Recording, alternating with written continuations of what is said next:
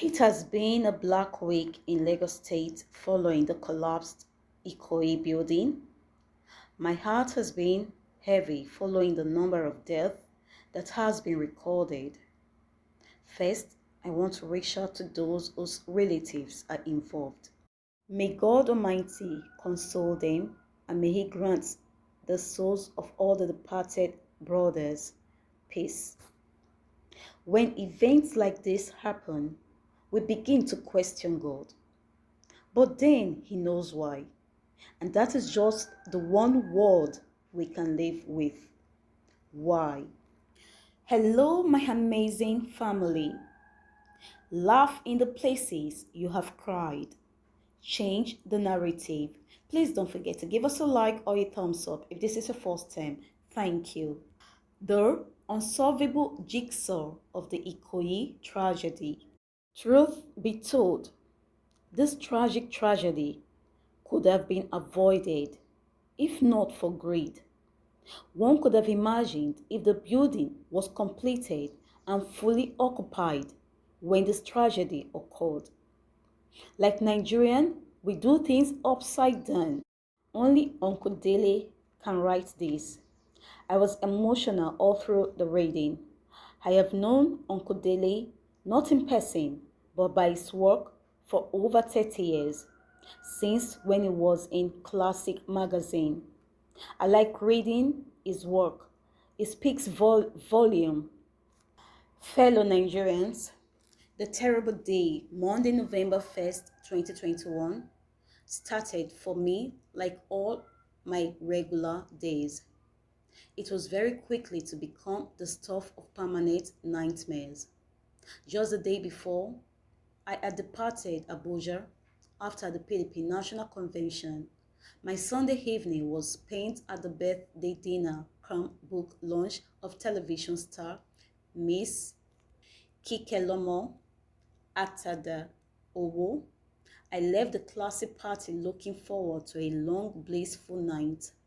As I planned to be in bed till minimum 12 noon on Monday before attending the climate change event at the Italian consulate on Victoria Island. Unknown to me, this meticulously planned schedule was not to be.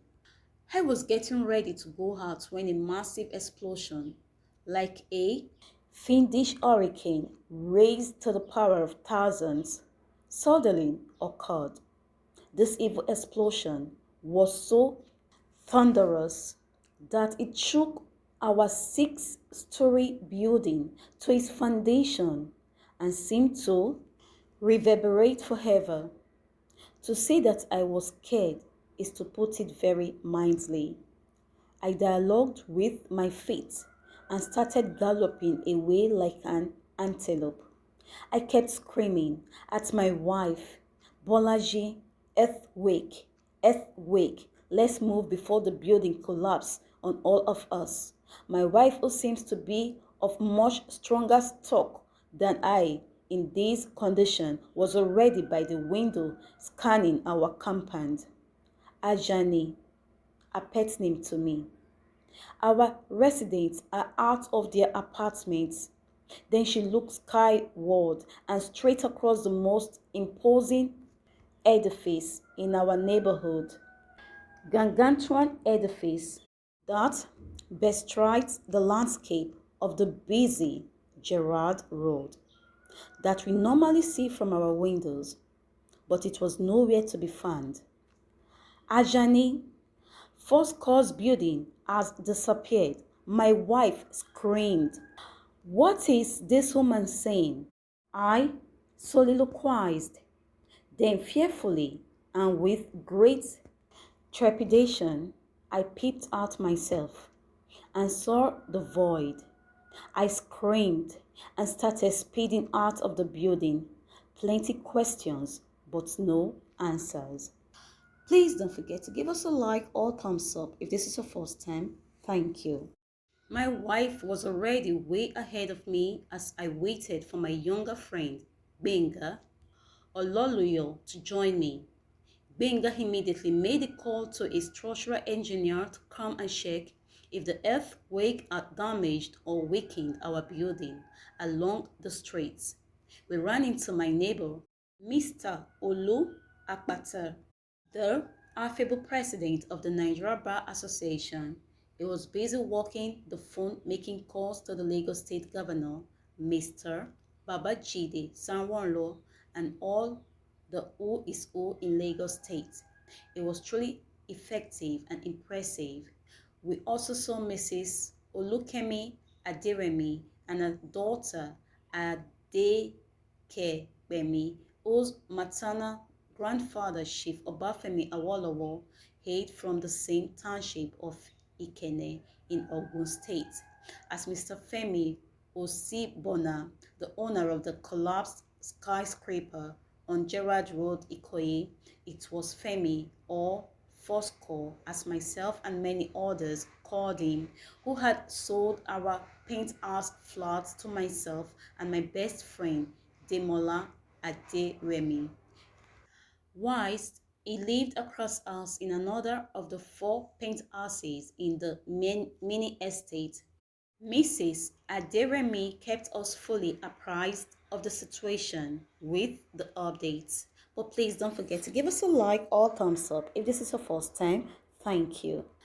After what seemed an eternity, one excavator rolled and roared in like a Russian tank. First, the gate leading to the monumental edifice had to be mowed down. In no time, this was achieved, but some brave and energetic guys with hefty muzzles had taken charge of rescuing some of those in the rumbles.